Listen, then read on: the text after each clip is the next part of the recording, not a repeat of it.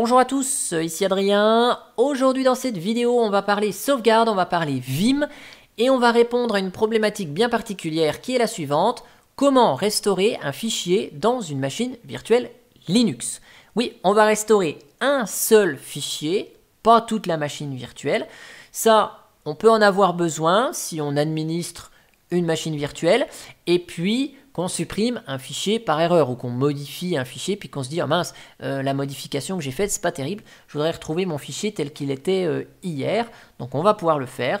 Vos utilisateurs consultent votre serveur de fichier qui est un serveur Samba Linux et puis ils modifient un fichier, puis 3 jours après ils se rendent compte qu'ils ont modifié le mauvais fichier, puis ils vous disent oh dis donc Adrien, est-ce que c'est possible de me retrouver le fichier tel qu'il était il y a 5 jours? Oui, on va pouvoir le faire avec cette même manipulation.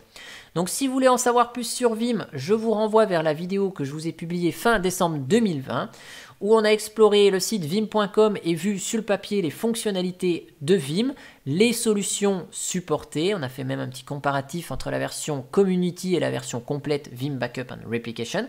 Et puis dans cette vidéo, on a vu ensemble comment installer Vim sur Windows Server 2019. On a exploré ensemble l'interface du logiciel, on a paramétré notre repository, on a connecté notre serveur ESXi directement dans Vim, et puis je vous ai montré dans les moindres détails la création d'un job de sauvegarde.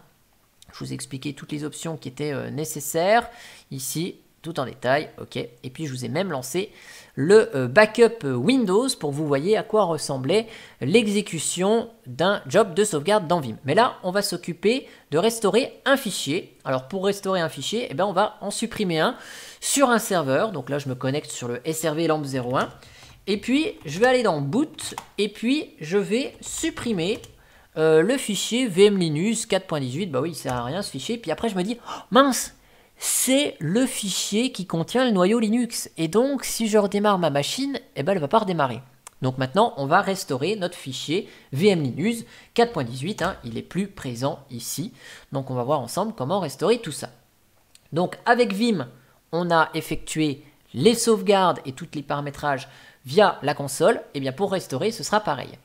Donc mon serveur SRV LAMP 01, il est ici dans le job Backup Linux, ça tombe bien, hein, mon job s'est effectué avec succès il y a 20 heures, donc on va pouvoir restaurer notre fichier. Donc là, quand on clique sur le serveur, on voit tout le cheminement de la sauvegarde, toutes les étapes qu'il a faites ici. Et donc pour restaurer, on se remet sur la vue Jobs ici et on clique sur le bouton Restore. Donc là, j'ai un ESX, donc VMware vSphere. Je vous ai montré que la partie backup, pas la partie réplica. Donc ici, je vais restaurer depuis un backup, pas un réplica. Au moment où on lui dit qu'on veut restaurer depuis un backup, on a 4 possibilités ici. Première possibilité, on restaure toute la machine virtuelle, donc configuration, de disque, enfin toute la machine. Donc ça, c'est si vraiment on a un problème dans la configuration de VMware, qu'on a mis en vrac vraiment la machine, on veut tout restaurer, on peut tout restaurer. Ici, Volume Restore, c'est la possibilité de restaurer uniquement les volumes, donc les disques. On ne va pas restaurer la configuration de la machine. Donc ça, c'est si le système plante, mais qu'on n'a pas fait d'action sur la machine virtuelle, on peut restaurer tout le disque virtuel. Et puis, si on veut restaurer juste un seul fichier, parce que sur notre serveur, on a des applications qui tournent, hein, on ne veut pas perdre ce qui s'est fait entre la sauvegarde et maintenant, eh bien, on peut restaurer des fichiers tout seul, indépendants. Donc ici, on prend ce choix-là. On a 2 assistants différents, un spécifique à Windows et un spécifique à Linux. Donc là, on va prendre Linux puisque le serveur concerné sur lequel j'ai fait la mauvaise manip, c'est un serveur Linux.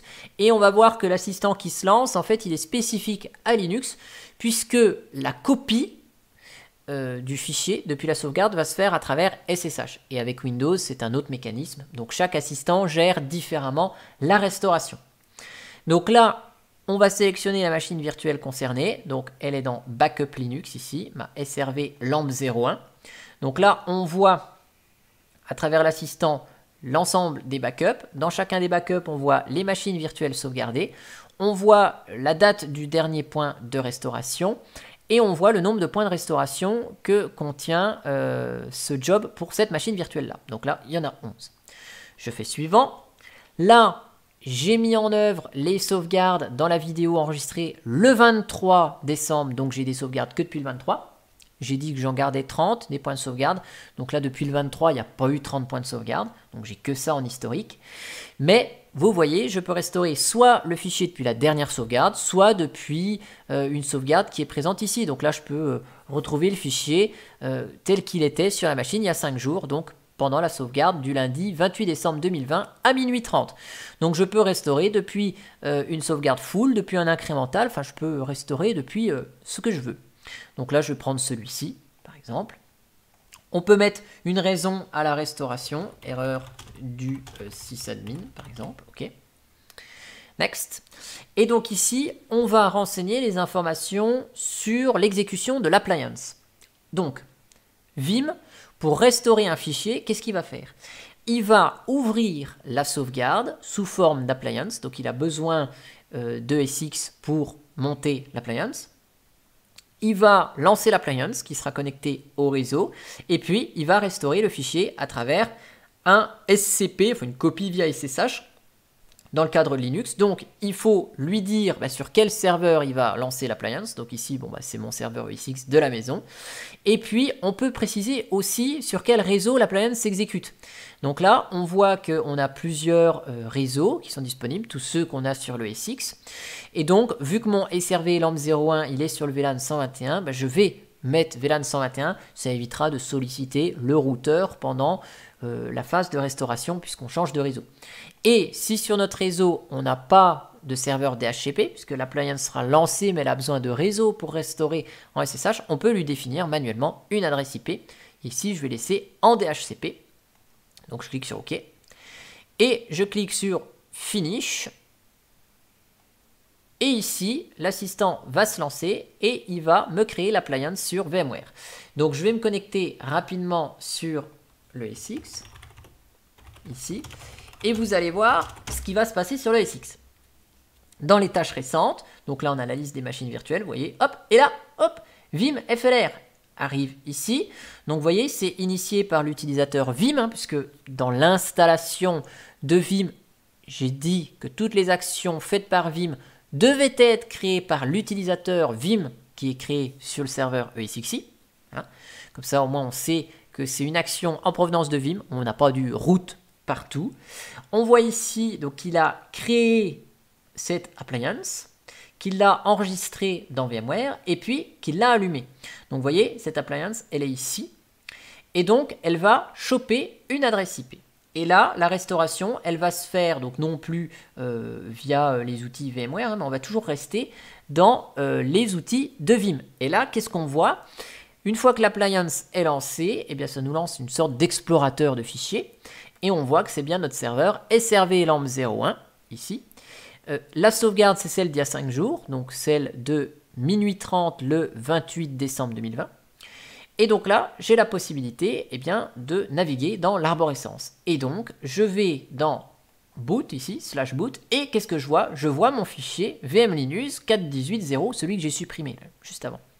Donc, on a le nom du fichier ici, on a sa taille, sa date de modification, ses permissions, l'utilisateur, le groupe, bref, on a toutes les informations sur les permissions du fichier également. Donc pour le restaurer, facile, clic droit, restore. Là, on a deux possibilités, overwrite ou keep. Donc là, dans les deux cas, mon fichier il a disparu, donc ça fait la même chose. Si c'est un fichier qui a été modifié et qu'on souhaite retrouver à son état initial, le overwrite va réécrire sur le fichier et puis il va être détruit et on reprend uniquement celui de la sauvegarde. Keep, il va restaurer le fichier de la sauvegarde, mais il va le mettre sous un autre nom, de manière à conserver le fichier actuellement modifié et de garder celui en provenance de la sauvegarde sous un autre nom, de manière à pouvoir faire les comparaisons sur ce qui a été modifié, ou voilà, si on a besoin de garder et le fichier altéré, modifié malencontreusement, et le fichier de la sauvegarde il y a 5 jours, on pourra garder les deux fichiers. Donc là, vu que je l'ai supprimé, les deux choix reviennent au même, donc là je vais faire overwrite ici. Donc là, il commence le processus de restauration, mais il va me demander de me connecter à la machine. Hein. Et pour se connecter à la machine, il faut le compte root. Donc là, je vais ajouter un compte Linux ici, donc le compte root. Je vais lui mettre le mot de passe qui va bien ici. Et puis là, je vais lui mettre une description root mais je vais lui dire que c'est le SRV lampe 01 route. Voilà, je vais l'appeler comme ça ici. Comme ça, je sais que les informations identifiant route et mot de passe concernent ce serveur-là. Donc là, je lui donne ça comme compte, ok. Et donc là, je vous affiche les détails. Donc là, on voit tout ce qui s'est passé, hein, le montage de l'appliance juste avant, la récupération de l'adresse IP ici, en DHCP. Et donc là, vous allez voir le fichier qui va être restauré. Donc là, il lance le truc en batch mode. Donc là, si je reviens rapidement, je vous refais un petit ls, hein, le fichier il est toujours pas là. Je reviens sur mon SRV Vim ici. Donc là, hop, il nous fait un fichier de log. On voit que c'est en cours d'exécution. Et il va nous restaurer le fichier. Ok, donc là, ça a été tellement rapide, le fichier il est petit, qu'on n'a pas vu quelque chose se dérouler ici. Et il nous dit que la restauration est complète. Ici, il nous a bien restauré le fichier. Ok, un fichier à restaurer, 0 dossier, la taille totale, le fichier qui nous a restauré, ici, la taille. Et donc là, on a le log et on peut aller consulter dans ce dossier-là ce qu'il nous a fait au niveau de la restauration. Et si maintenant je vous refais un ls, eh bien, mon fichier, il a été restauré ici. Et si je vous fais même un ls-l, vous voyez que les permissions ont été correctement remises et que mon fichier, il est bien en date du 8 mai 2020. Il n'est pas en date d'aujourd'hui. Hein, les permissions, les droits d'accès, les dates sont restaurées telles qu'ils l'étaient il y a 5 jours ici. Et donc là, on peut faire close. Tant que l'appliance est ouverte, on peut restaurer d'autres fichiers, hein, ça, il n'y a pas de souci, on peut aller restaurer d'autres bricoles. Donc là, si je veux aller restaurer par exemple celui-là, je peux y aller. Tant que l'appliance est ouverte, je peux restaurer autant de fichiers ou de dossiers que je veux. Une fois que c'est terminé, on quitte ici et l'appliance va être désenregistrée du serveur ESX et démontée. Donc là, on va voir, hop, ok, voyez, il a arrêté l'appliance ici. 21h08 au moment où j'enregistre cette vidéo. Il a désenregistré la machine, donc là tout disparaît. Mon serveur ESX redevient comme avant, je veux dire il n'y a plus de traces de cette petite appliance. Et ici, Vim revient dans l'état dans lequel il était, hein, donc ça veut dire prêt à exécuter ses jobs de sauvegarde, prêt à exécuter une autre restauration, mais notre fichier VM Linux a bien été restauré.